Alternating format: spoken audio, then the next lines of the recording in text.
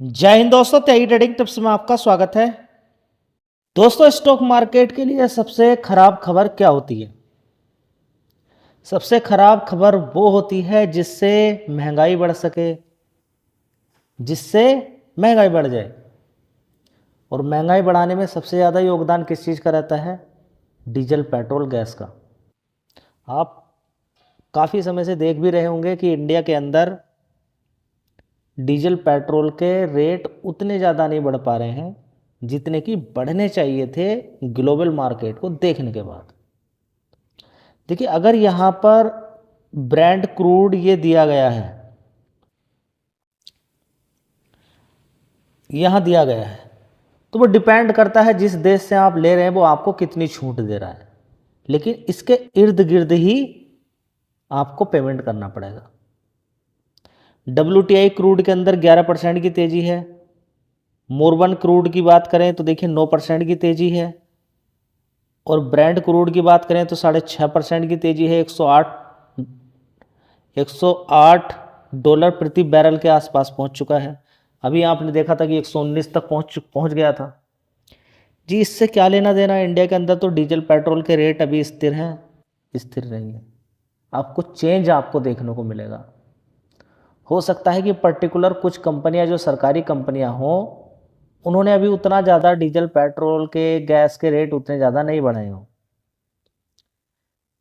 जी, gas के देखिए, हो सकता है गैस पर सब्सिडी जो कंपनियां बांट रही हैं उनको सरकार अपनी तरफ से पैसा दे दे, लेकिन आखिर कब तक? इंटरनेशनल लेवल पे अगर किसी चीज़ के रेट बढ़ेंगे तो सरकार कुछ दिन तक उसको रोक सकती है, ज़्यादा दिन तक रोक नहीं पाएंगे। प्राइवेट कंपनियों को कैसे रोक पाएंगे? ये क्रूड अगर ले रहे हैं बाहर से, गैस अगर तेल मंगा रहे हैं, गैस तेल मंगा रहे हैं, क्रूड मंगा रहे हैं और वो महंगा मंगा रहे हैं, तो लगता है कि इंडिया के अंदर उसको सस्ता बेचा जाएगा। बेचा जा सकता है, शर्त यह है कि सरकार को टैक्स हटाना पड़ेगा, जैसे कि एक्साइज ड्यूटी अभी हटाई है। साथ में जो नुकसान हो रहा है वो सरकार भर दे। दो ही तरीके हैं, ठीक है। अब इंडिया की पॉपुलेशन छोटी मोटी तो नहीं है, काफ़ी बड़ी है। देखिए, करना तो चाहिए, लेकिन अभी यहाँ पर देखिए करेगी नहीं करेगी, उस चीज़ को हमें नहीं दिमाग लगाना है। हमें सिर्फ ये लगाना है कि हम स्टॉक मार्केट में काम करते हैं, आगे क्या हो सकता है हमें उसका प्रेडिक्शन करना है। दो चीज़ें हैं, एक है जमाखोर। अगर दिक्कत नहीं भी रही ना, आप मीडिया के अंदर देख रहे होंगे, एक कब्रिस्तान के अंदर 400 गैस सिलेंडर पाए गए। कितने? 400 गैस सिलेंडर। किसी के घर में 10 हैं, किसी के अंदर 20 हैं। ब्लैक मार्केट के अंदर अभी जाइए, आप महंगा पैसा दीजिए, आपको तुरंत गैस मिल जाएगी, ठीक है। तो अब ये आपको समझना जरूरी है कि ब्लैक मार्केट के अंदर ये तेल भी आ जाता है। लोगों को मालूम है कि लड़ाई अभी चल रही है, क्यों ना तेल को ही स्टोर कर लें। बहुत सारे लोग कर लेते हैं तेल को स्टोर। अब किसी चीज़ को स्टोर करना अगर शुरू कर दिया तो डिमांड बहुत ज़्यादा बढ़नी शुरू हो जाती है। ये भी एक बड़ा रीज़न है। अब होता क्या है कि अगर सरकार ने रेट बढ़ा दिए तो महंगी चीज़ को महंगी बेचना बड़ी दिक्कत परेशानी है। पहले से ही कुछ लोग अनुमान लगा लेते हैं, जैसे कि अभी 15 दिन 20 दिन पहले, कि हाँ, काफ़ी लोगों ने, आपने देखा भी होगा कि बड़ी बड़ी, मतलब कि बड़े बड़े बर्तन के अंदर या प्लास्टिक के बैग्स के अंदर आपने देखा होगा कि तेल को लेकर जा रहे थे, बड़ी बड़ी बोतल्स के अंदर तेल को लेकर घर जा रहे थे, ठीक है। बहुत सारे लोगों ने स्टोर भी किया होगा, जिनको लग रहा होगा कि आने वाले टाइम में महंगा हो जाएगा, या जिनका डेली का आना जाना ही है, जिनको मालूम है कि अगर हमें डीजल पेट्रोल नहीं मिला तो हमारा धंधा बंद हो जाएगा। तो दोस्तों, ऐसे समय पे वो इसको स्टोर कर लेते हैं, ठीक है। या जो स्टोव चलाने वाली कंपनियां हैं, जो तेल से गैस की जगह तेल को इस्तेमाल करके स्टोव्स आ गए हैं, जैसे कि जो पहले चलते थे, उनको इस्तेमाल करके देखिए अभी कोई धंधा तो अपना बंद करेगा नहीं, कोई ना कोई ऑल्टरनेट तो ढूंढेगा। या तो वो बिजली का इस्तेमाल करेगा या तेल का इस्तेमाल करेगा। तो तेल का ज़्यादा इस्तेमाल खाना बनाने के लिए अगर होगा, या उसको स्टोर करके रखा जाएगा, तो ये माहौल बड़ा दिक्कत वाला हो जाएगा। लेकिन अभी यहाँ पर आप देखेंगे, जो अभी आपको बड़ी बड़ी भीड़ दिखाई दे रही थी, भीड़ तो अभी भीड़ वो कम सी हो जाएगी आपके पेट्रोल पंप, डीजल पे। देखिए, किसी चीज़ के दाम बढ़ जाएंगे ना तो लोग कम पहुंचेंगे वहाँ पर।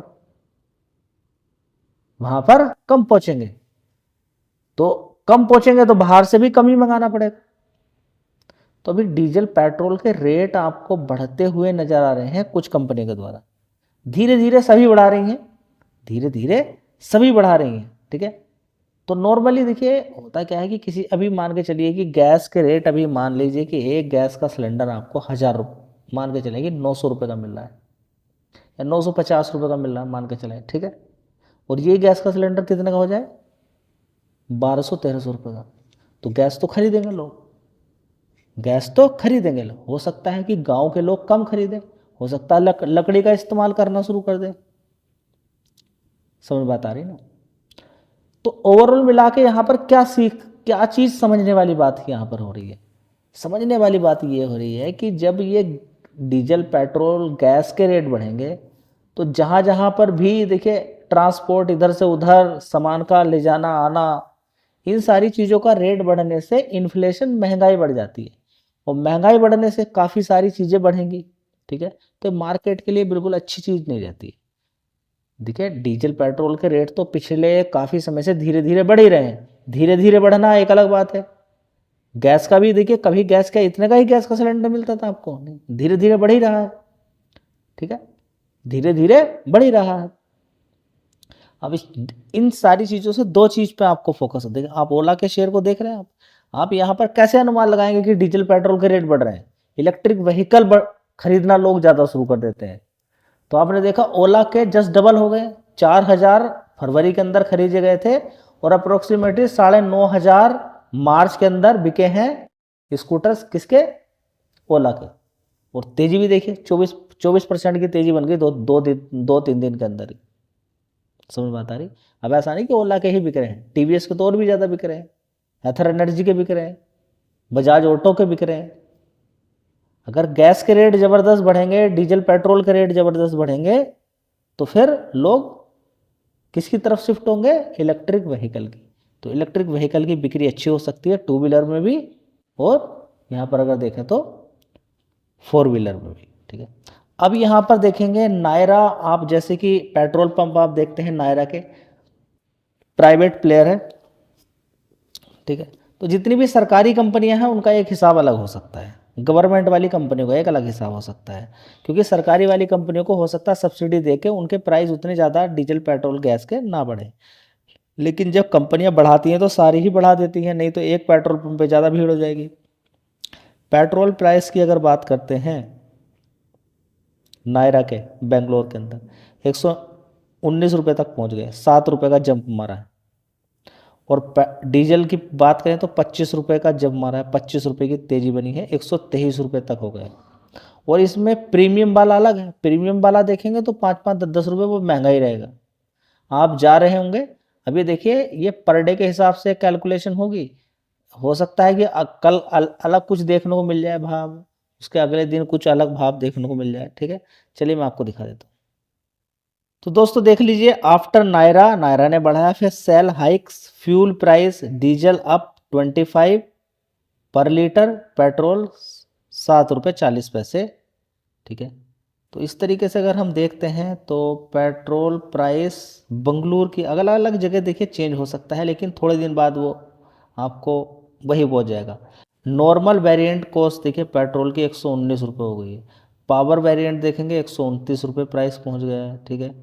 इसी तरह से डीजल को देखेंगे आप, 25 रुपये की तेज़ी है। तो नॉर्मल वेरिएंट नाउ, रिटेल्स की बात करते हैं 123 रुपये, प्रीमियम वाला 133 हो गया और 10 रुपये महंगा है, ठीक है जी। अब सब कुछ देख लीजिए ना, इनके चीज़ बढ़ने से बहुत सारी चीज़ें आपको महंगी मिलेंगी जी। गैस गैस के भी रेट धीरे धीरे बढ़ रहे हैं, एकदम से थोड़ी ना बढ़ा दिए जाएंगे। ऊपर से अगर महंगी गैस आएगी तो महंगी बिकेगी। रीजन तो आपको मालूम ही है कि ईरान बैठा हुआ है कि एक भी अब हम 60% 70% तक गैस कहाँ से लेते थे, कतर और खाड़ी देशों से। वो बैठा कि एक भी आपका यहाँ से जहाज नहीं, टैंकर एक भी नहीं जाने दूंगा, ठीक है। किसी में हिम्मत हो तो निकाल कर दिखाएं। और लड़ाई यहाँ पर जारी है, ठीक है। अभी बात करें तो अलग अलग न्यूज़ में आपको देखने को मिलेगा, इजराइल कुछ कमेंट करता है, ईरान कुछ कमेंट कर रहा है, और ट्रम्प की तो बात ही मत कीजिए। ट्रम्प तो अभी कुछ कहेगा, थोड़ी देर बाद कहेगा नहीं ईरान को बिल्कुल समाप्त करना है, कुछ नहीं छोड़ना है वहाँ। थोड़ी देर बाद कहेगा नहीं मैं छोड़ के जा रहा हूँ यहाँ से, ठीक है। तो ट्रम्प बहुत मजे ले रहा है। ट्रम्प पागल नहीं है, लोग कह रहे हैं ट्रम्प बहुत ज़्यादा सुप्रीम है, बहुत ज़्यादा, बहुत मोटा पैसा कमा रहा है, बयान बदल बदल के बहुत मोटा पैसा कमा रहा है, कंफ्यूज करके रखा हुआ दुनिया को। वो ईरान को दबा के मार भी रहा है, पिटाई भी हो रही है, ऐसा नहीं पिटाई नहीं हो रही है। समझ बात आ रही है सारी। तो युद्ध कितना लंबा चलेगा वो डिपेंड करेगा अब डीजल पेट्रोल गैस के रेट कितने बढ़ेंगे। युद्ध जितनी जल्दी ख़त्म हो जाएगा उतनी अच्छी बात रहेगी, लेकिन कहीं से भी इजराइल ये नहीं चाहेगा कि अब यहाँ पर होर्मुज स्ट्रेट पर किसी तरह का कोई, देखिए अगर स्टेट ऑफ होर्मुज पर ईरान का कब्जा हो गया तो वो अपने अकॉर्डिंग वहाँ से रोटेट करेगा और अपना तेल ज़बरदस्त बेचेगा। अपना तेल बेचेगा तो वो फिर अमीर हो जाएगा, और अमीर हो जाएगा तो फिर वो अमेरिका और इजराइल को तोड़ेगा। तो आप समझ लीजिए ना, इनका अनुमान खुद से लगाना पड़ेगा। ये मार्केट के अंदर, ये फिर न्यूज़ के अंदर ये सारी चीज़ें नहीं मिलेंगी आपको। अभी तक बड़ा नुकसान किया है ना, इजराइल का भी बड़ा नुकसान किया है। तो ये चाहेंगे क्या कि ईरान तरक्की करे, आगे बढ़े? बिल्कुल नहीं चाहेंगे। और बिल्कुल नहीं चाहेंगे तो फिर आप समझ सकते हैं कि क्या क्या चीज़ें एक्शन ले सकते हैं। कि एक तो पहले तो होर्मुज स्ट्रेट पर कब्जा नहीं होने देंगे, दूसरा तेल नहीं जाने देंगे, कहीं भी रिस्ट्रिक्शंस लगा के रखेंगे, और मिसाइल बनाने के लिए मना करेंगे। देखिए कितनी सारी मिसाइल लेकर बैठे हुए हैं, ठीक है। तो ईरान की बड़ी प्रिपरेशन, अब देखते हैं आगे कितनी प्रिपरेशन है, क्या है, ये युद्ध कहाँ जाता है, किसी को कुछ नहीं मालूम है। बस सब लोग अभी अनुमान ही लगा रहे हैं कि अभी बंद हो जाएगा। लेकिन हाँ, युद्ध बंद होते हैं, लेकिन रसिया यूक्रेन से सीख ले लेनी चाहिए कि युद्ध कितने लंबे लंबे तक चलते हैं। और इजराइल और ईरान की लड़ाई अब से नहीं चल रही है, 2-2 साल 3-3 साल बीत गए। हमास की देखिए कब से पिटाई चल रही है, हमास की, हिजबुल्लाह की कब से पिटाई चल रही है, और ये सब मिलकर भी ईरान की पिटाई कर रहे हैं, इजराइल की पिटाई कर रहे हैं, ठीक है। तो ईरान से तो अब डायरेक्ट लड़ाई अब काफ़ी दिन बाद हुई है। पहले तो हिजबुल्लाह, हूती, हमास, इन्हीं के थ्रू ईरान लड़ाई कर रहा था और इजराइल को काम तमाम करने की कोशिश कर रहा था। अब समझ में आ गया इजराइल को कि भाई ईरान जब तक है मैं रहूँगा नहीं रहूँगा कुछ कहा नहीं जा सकता। और अमेरिका बीच में, तो अमेरिका का ट्रम्प का तो सीधा फंडा है कि भाई मार्केट में बने रहना, अपना पैसा कमाना है। अमेरिका का कितना नुकसान हो रहा है कितना नहीं उसको कोई लेना देना, उसका कितना प्रॉफिट हो सकता है एक बयानबाजी से, वो वैसे भी टिकने वाला नहीं, दिसंबर के बाद उसका काम ही खत्म होने वाला है, ठीक है। तो अगले जो 4-5 महीने हैं, 6-7 महीने हैं, इसमें ज़बरदस्त मार्केट को ऊपर नीचे करके ट्रम्प को पैसा कमाना है, और आपको तेज होना है, ये सारी चीज़ों को समझना है। धन्यवाद।